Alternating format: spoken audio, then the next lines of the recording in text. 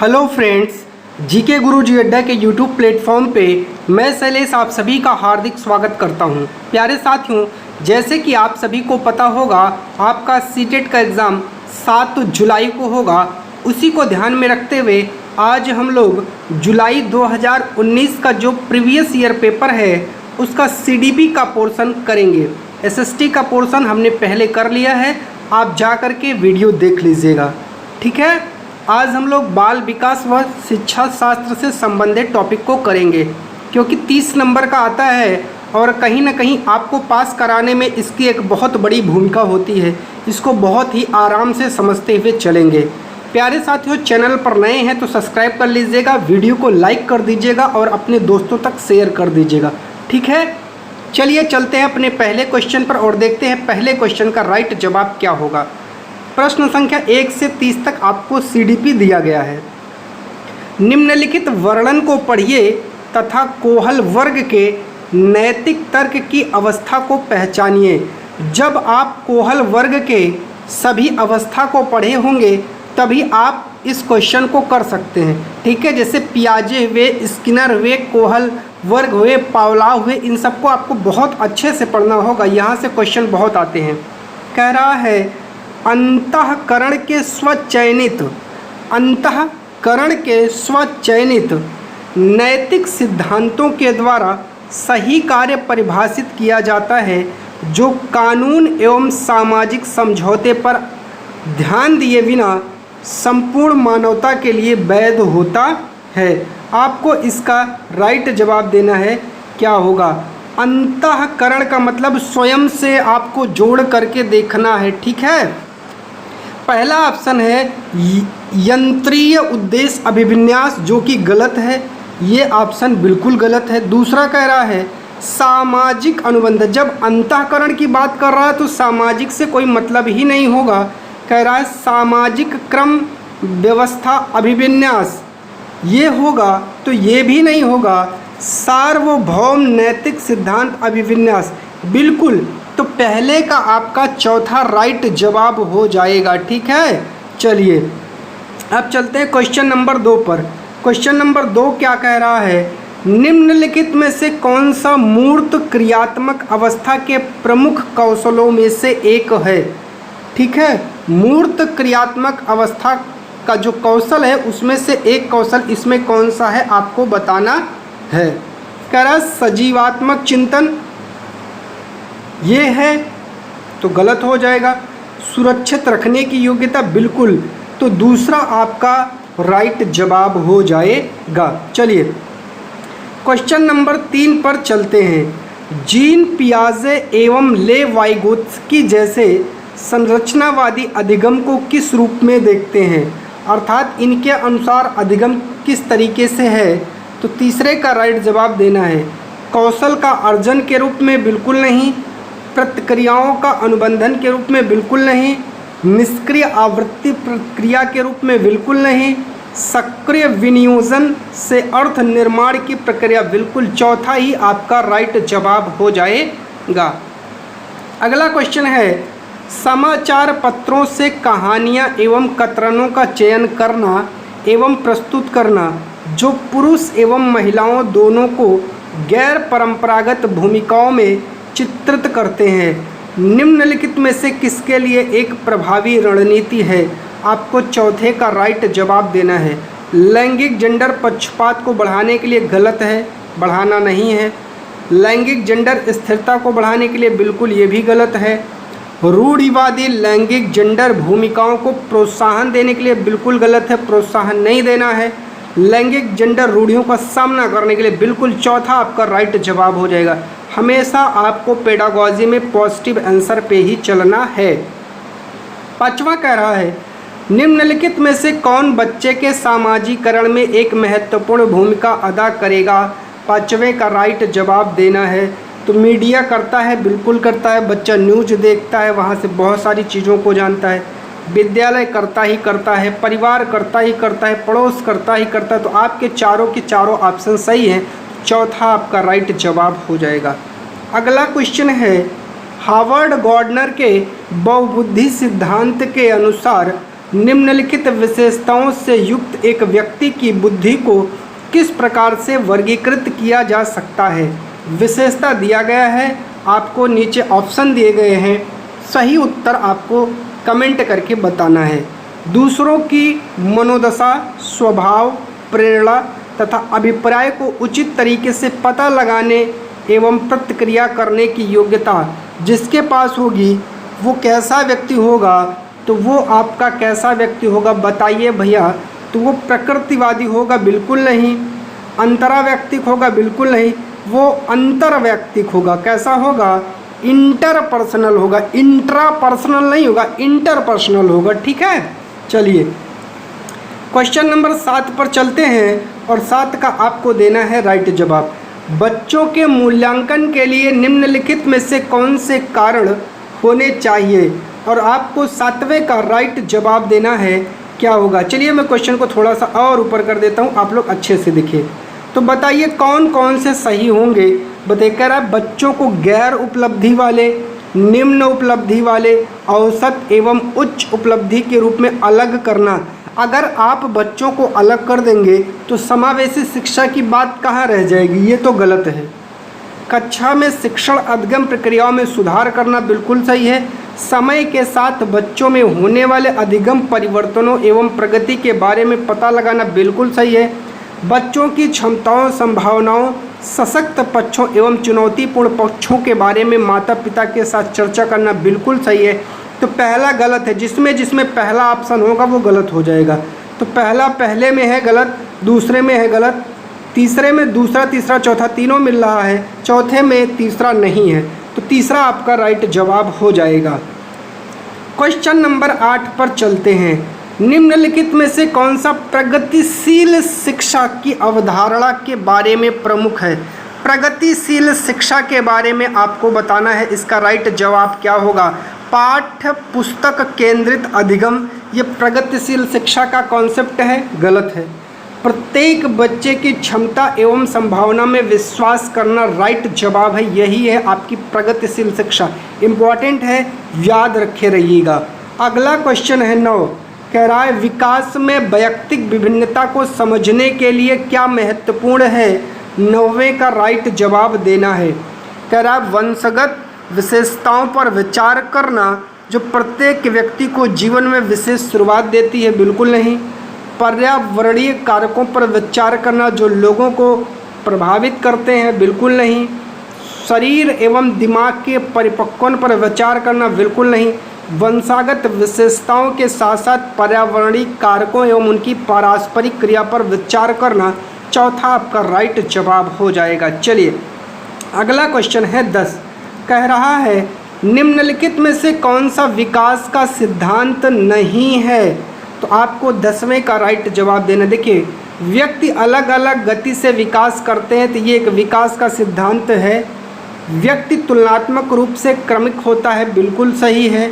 विकास समय के साथ साथ धीरे धीरे घटित होता है? बिल्कुल सही है। विकास की सटीक गति एवं प्रकृति जन्म के साथ ना तो उसकी सटीक गति होती है और ना तो उसकी प्रकृति जन्म से निर्धारित होती है। जरूरी नहीं है कि पहलवान का बच्चा पहलवान ही होगा, तो उसकी प्रकृति कहाँ जन्म से निर्धारित हो सकती है? उसकी गति सटीक नहीं हो सकती, क्योंकि वो लंबा हो सकता है, नाटा हो सकता है, मोटा हो सकता है, छोटा हो सकता है, ऐसा कोई नहीं। तो चौथा आपका क्या हो जाएगा? यहाँ पर राइट जवाब जो सही है वो गलत हो जाएंगे। Question number 11। अनेक शोध अध्ययनों से पता चलता है कि शिक्षक लड़कियों की अपेक्षा लड़कों से अधिक पारस्परिक क्रिया करते हैं। इसका सही विवेचन क्या होगा? और 11 का राइट जवाब देना है। लड़कियों की तुलना में लड़कों में शैक्षिक क्षमताएं काफ़ी अधिक होती हैं? गलत। लड़कियों की तुलना में लड़कों को अधिक अवधान की आवश्यकता होती है? गलत। यह शिक्षण में लिंग पक्षपात का एक उदाहरण है? बिल्कुल। तीसरा आपका राइट जवाब हो जाएगा। ठीक है, चलिए अगला क्वेश्चन है। एक समस्या को मूल एवं अपसारी समाधानों के साथ करने की योग्यता निम्नलिखित में से किसकी एक प्राथमिक विशेषता है? 12 का राइट जवाब दीजिए। अहम केंद्रित बच्चों की, ईगोसेंट्रिक जो चाइल्ड होते हैं? नहीं। क्षतिग्रस्त बच्चों की? बिल्कुल नहीं। सृजनात्मक बच्चों की, जो क्रिएटिव चिल्ड्रन होते हैं, यही आपका राइट जवाब हो जाएगा। क्वेश्चन नंबर 13 पर चलते हैं। करा दृश्य रूप में बाधित या दृश्य रूप से बाधित विद्यार्थियों के साथ कार्य करते समय एक शिक्षक को किस प्रकार के अनुदेशन अनुकूलन करने चाहिए? 13 का आपको राइट जवाब देना है। क्या होगा? स्पष्ट रूप से बोलना, छूकर महसूस करना वाली जो सामग्री है उसकी अधिक मात्रा में प्रयोग। ठीक है, बिल्कुल यही राइट जवाब हो जाएगा। ठीक है, चलिए क्वेश्चन नंबर 14 पर चलते हैं। सहयोगात्मक अधिगम एवं हम उम्र साथियों के द्वारा शिक्षण का एक समावेशी कक्षा में किस प्रकार से उपयोग करना चाहिए? सक्रिय रूप से आगे बढ़ाना चाहिए। ठीक है, सक्रिय रूप से हतोत्साहित करना चाहिए। गलत है। कभी कभी प्रयोग गलत है, प्रयोग नहीं गलत है, तो पहला आपका राइट जवाब हो जाएगा। क्वेश्चन नंबर 15 क्या कह रहा है? निम्नलिखित में से कौन सा समावेशी कक्षा में सबसे अधिक महत्वपूर्ण होता है? 15 का राइट जवाब देना। एक रूप निर्देश गलत है, मानकीकृत परीक्षण गलत है, प्रतियोगी अधिगम को बढ़ावा देना गलत है, विशिष्ट शिक्षा योजना बिल्कुल, क्योंकि समावेशी कक्षा का मतलब बच्चे तेज, कमज़ोर और भी अन्य समस्या वाले बच्चे हो सकते हैं, तो आप विशिष्ट सेवा योजना के द्वारा ही उनकी समस्याओं का समाधान कर सकते हैं। क्वेश्चन नंबर 16 पर चलते हैं और 16 का राइट जवाब देखते हैं क्या होगा। अधिगमकर्ताओं एवं उनकी प्राथमिक विशेषताओं के मिलान युग्मों में से निम्नलिखित में से कौन सा सही है? 16 का आपको राइट जवाब देना है, तो 16 का राइट जवाब दीजिए क्या होगा। श्रव्य क्षतिग्रस्त अधिगमकर्ता दृश्य सूचनाओं को समझ नहीं पाते हैं। श्रव्य का मतलब होता है सुनने वाला बच्चा, यहाँ दृश्य, तो दृश्य में तो उसको सुनने से समस्या है, देखने में थोड़ी है, तो ये तो गलत ऑप्शन है।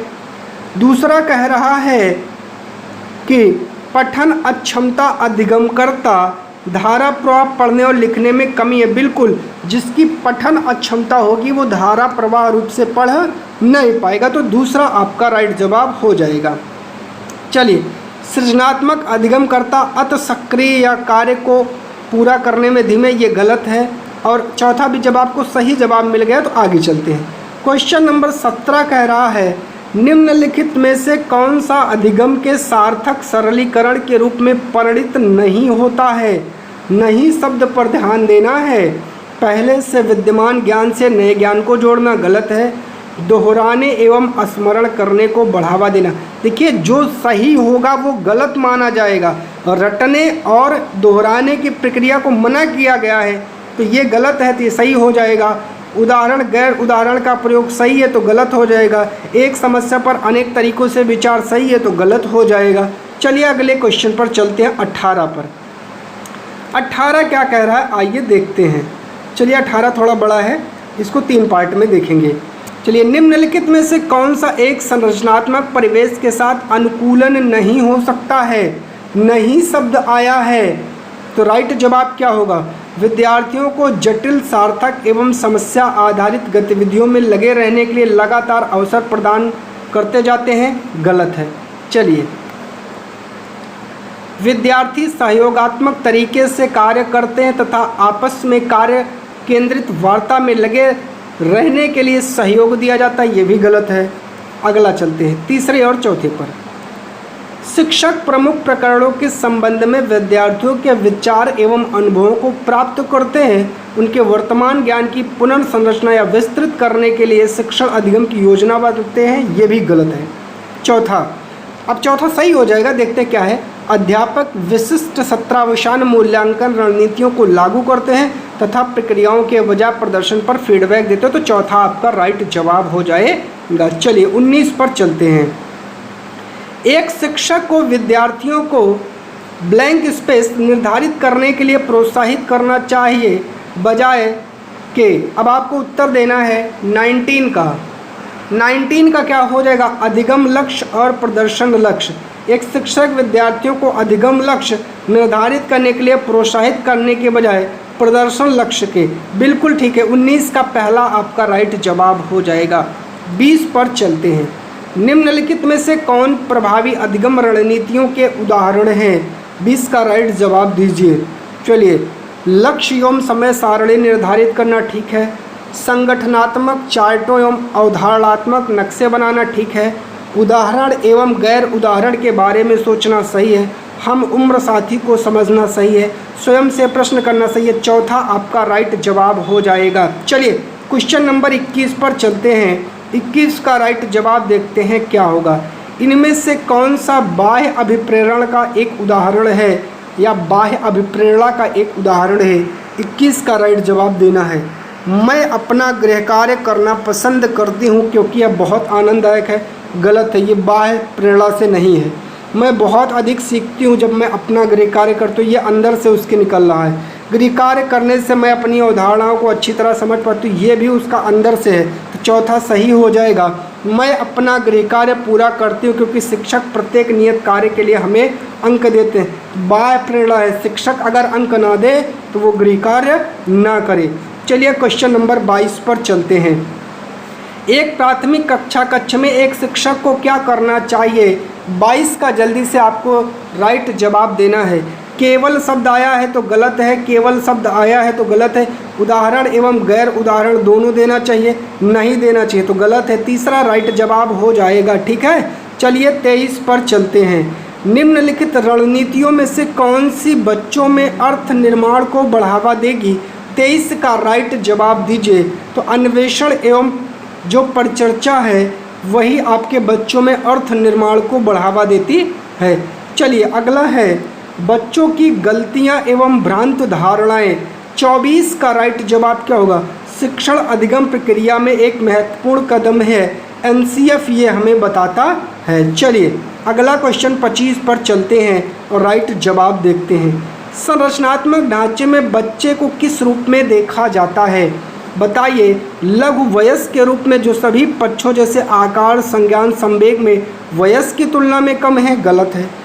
कोरी पटिया या खाली स्लेट होता ही नहीं है। एक निष्क्रिय प्राणी होता ही नहीं है।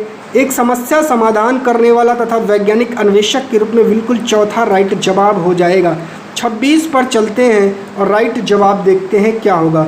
अपनी कक्षा में सहयोगात्मक अधिगम का प्रयोग करते समय एक शिक्षक की भूमिका किस प्रकार होती है। आपको 26 का राइट जवाब देना है।